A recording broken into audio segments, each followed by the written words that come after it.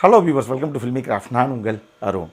இந்த எபிசோடில் நம்ம பார்க்க போகிறது 2025 ஒரு ஸ்பானிஷ் ரிவெஞ்ச் த்ரில்லர் மினி சீரீஸாக தமிழ் டப்பிங்லே இப்போ ரீசெண்டாக வெளியாக இருக்கிற டூ கிரேவ்ஸ். இதனுடைய கதை என்ன அப்படின்னு பார்த்திங்கன்னா, இந்த சீரீஸுடைய ஆரம்பத்திலேயே ஒரு பாட்டிமா நமக்கு காமிக்கப்படுறாங்க. அந்த அம்மாவுடைய பேர் இசபெல். இந்த அம்மாவுக்கு இது வயசான அம்மா, ஒரு பியானோ டீச்சரு. வீட்டில் ஆளுகளை வர வச்சு அவங்களுக்கு பியானோலாம் கற்றுக் கொடுத்து அதன் மூலமாக வரக்கூடிய வருமானம் அப்படின்னு சொல்லி தான் இந்த அம்மா வாழ்க்கையை ஓட்டிக்கிட்டு இருக்குது. இந்த அம்மாவுக்கு மகன், 2 பேத்திகள் அப்படின்னு ஒரு அழகான குடும்பமும் இருக்குது. இப்போ இந்த 2 பேத்திகளில் வெரோனிகா அப்படின்னு சொல்லி ஒரு பொண்ணு. அந்த பொண்ணு தான் இந்த பாட்டியுடைய செல்லம். வீட்டுக்கே கால் பண்ணால் கூட டே வெரோவை கூப்பிடு முதல்ல அப்படின்னு சொல்லி தான் இந்த பாட்டி எப்பயுமே கூப்பிட்றது வழக்கம். இதனால் அந்த இன்னொரு பேத்திக்கு இந்த அம்மா மேலே கோபமே இருக்குன்னு வச்சுக்கோங்களேன், அது ஒரு பக்கம். ஆனால் அந்த வெரோனிகா மேலே அந்தளவுக்கு உயிரே வச்சுருக்கு இந்த பாட்டி. அந்த வெரோனிகா இருக்கே அந்த பேத்தி அம்மா, அந்த அம்மாவுக்கு மார்த்தா அப்படின்னு சொல்லி ஒரு ஃப்ரெண்டு. இப்போ இந்த வெரோனிகாவும் மார்த்தாவும் சேர்ந்து ஒரு பார்ட்டிக்கு போகிறேன் ஒரு நாள் நைட்டு அப்படின்னு சொல்லி போகிறாங்க. ஆனால் போனவங்க தான் திருப்பி வரலை. இப்போ பிள்ளைய காணமே, பிள்ளைக்கு ஏதோ ஒன்று ஆகிப்போச்சு அப்படின்னு சொல்லி போலீஸில் இவங்க கேஸெல்லாம் ஃபைல் பண்ணி கடைசியாக போலீஸ் டிபார்ட்மெண்ட்டும் சேர்ந்து தேடுது. ஆனால் இந்த 2 பொண்ணுங்களும் எங்கே போனாங்க அப்படிங்கிறது அவங்களாலேயே கண்டுபிடிக்க முடியலை. நாட்களும் ஓன மணியமாகத்தான் இருக்குது. இதுக்கப்புறம் நம்மளே கண்டுபிடிச்சா தான் உண்டு அப்படின்னு சொல்லி நம்ம பாட்டியே களத்தில் இறங்க போக, இதுக்கப்புறம் இந்த கதையில் என்ன தான் நடந்தது, இதுதான் இந்த சீரீஸுடைய மொத்த கதையை. இந்த சீரீஸை பொறுத்தளவுக்கு இது ஒரு மினி சீரீஸு. மொத்தமே 3 எபிசோடு தான். எல்லாமே ஒரு 45 நிமிஷம் 50 நிமிஷம் அந்த நெருக்கி ஓடக்கூடிய எபிசோட்ஸ் தான். 2.5 மணி நேரத்துக்குள்ளே பார்த்துலான்னு வச்சுக்கோங்களேன். அந்த மாதிரி ஒரு மினி சீரீஸாக 3 எபிசோடில் தான் இந்த கதையை இந்த படத்துடைய இயக்குனரான கிக்கி மைலோ ப்ரெசென்ட் பண்ணியிருக்காப்புல. இதை பொறுத்தளவுக்கு இதில் முக்கியமான கதாபாத்திரங்கள்னால் ஒரு 3 கதாபாத்திரங்கள், 3 பேருமே பெர்ஃபார்மன்ஸில் அட்டகாசமாக கொண்டு வந்தாங்க. ஒன்று கிட்டி மன்வர் அப்படின்னு சொல்லி இசபெல் அப்படிங்கிற அந்த பாட்டி கதாபாத்திரத்தை ப்ளே பண்ண அந்த ஆர்டிஸ்ட்டு. அதுக்கப்புறம் ஆல்வரோ மார்த்தி, யார் நம்ம மணி ஹெய்ஸ்டில் வரக்கூடிய அந்த ப்ரொஃபஸர். அவர் இதில் ரஃபேல்னு சொல்லி ஒரு கேரக்டர் ஒன்று பண்ணியிருப்பாப்புல.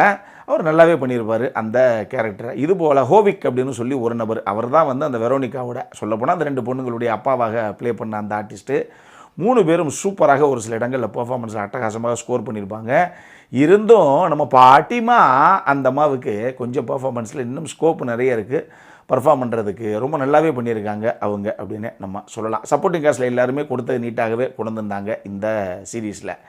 இதை நீங்கள் ஒரு க்ரைம் ட்ராமா அப்படின்னு எடுக்கிறனாலும் எடுத்துக்கலாம், இல்லை ஒரு ரிவெஞ்ச் த்ரில்லர் சீரீஸ் அப்படின்னு எடுக்கிறனாலும் எடுத்துக்கலாம், இல்லை ஒரு இன்வெஸ்டிகேட்டிவ் த்ரில்லர் சீரீஸ் அப்படின்னு கூட எடுத்துக்கலாம். ஏன்னா முதல்ல ஒன்றுமே கிடைக்காது, ஒருத்தராக விசாரித்து அடுத்தடுத்து கிடைக்கிற இன்ஃபர்மேஷனு ஏதாவது தடயங்கள் எவிடன்ஸ்னு வச்சு தான் அடுத்தடுத்து நம்ம அப்ரோச் பண்ண முடியும் அடுத்த நபரே அப்படிங்கிற மாதிரி தான் இதனுடைய திரைக்கதை அமைப்பு செட் அவுட் பண்ணப்பட்டிருக்கு. அதனால் நீங்கள் எதில் வேணாலும் இதை சேர்த்துக்கலாம்.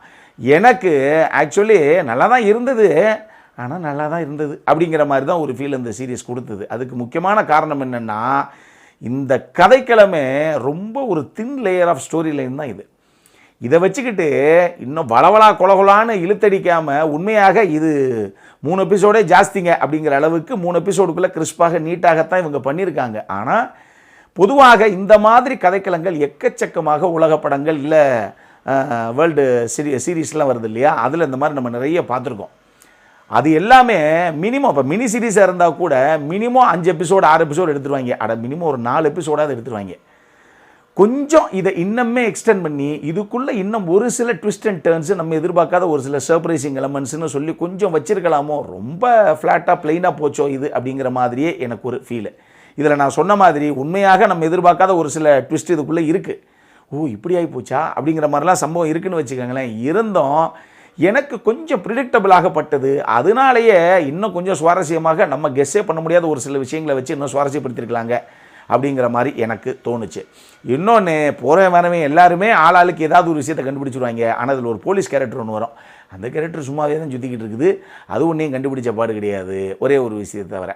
அந்த மாதிரி ஒரு சில விஷயங்களும் இந்த சீரீஸ்குள்ளே இருக்கத்தான் செய்யுது. அடல்காரண்டை பொறுத்தளவுக்கு இதில் செக்ஷுவலாகவும் ஒரு சில விஷயங்கள் இருக்குது. வார்த்தை புரியவங்கள் தமிழ் டப்பிங்கில் வழக்கம் போல தான் எல்லா வார்த்தைகளையும் பேசிவிட்டாங்க. அந்த மாதிரி சம்பவங்கள் இருக்குது. இதை மைண்டில் வச்சுக்கோங்க. என்கிட்ட கேட்டிங்கன்னா பொழுது போலனா தாராளமாக ஒரு தடவை பார்க்கலாம். அந்தளவுக்கு ஒரு டீசெண்டான வாட்ச் தான் இது. பட் பெரிய எதிர்பார்ப்போலாம் போய் இதை நீங்கள் பார்க்காதீங்க. இது தமிழ் டப்பிங்கில் அவைலபிளாக இருக்குது. ஸோ தமிழ் டப்பிங் ரசிகர்கள் டெஃபினட்டாக பொழுது போல அப்படின்னா இதை ஒரு தடவை பார்த்து அவங்க ரசிக்கலாம். அப்புறம் என்ன, இதே மாதிரி இன்னொரு வீடியோவோட அடுத்த முறை உங்களை சந்திக்கிற வரைக்கும் இட்ஸ் அருண் சைனிங் ஆஃப்.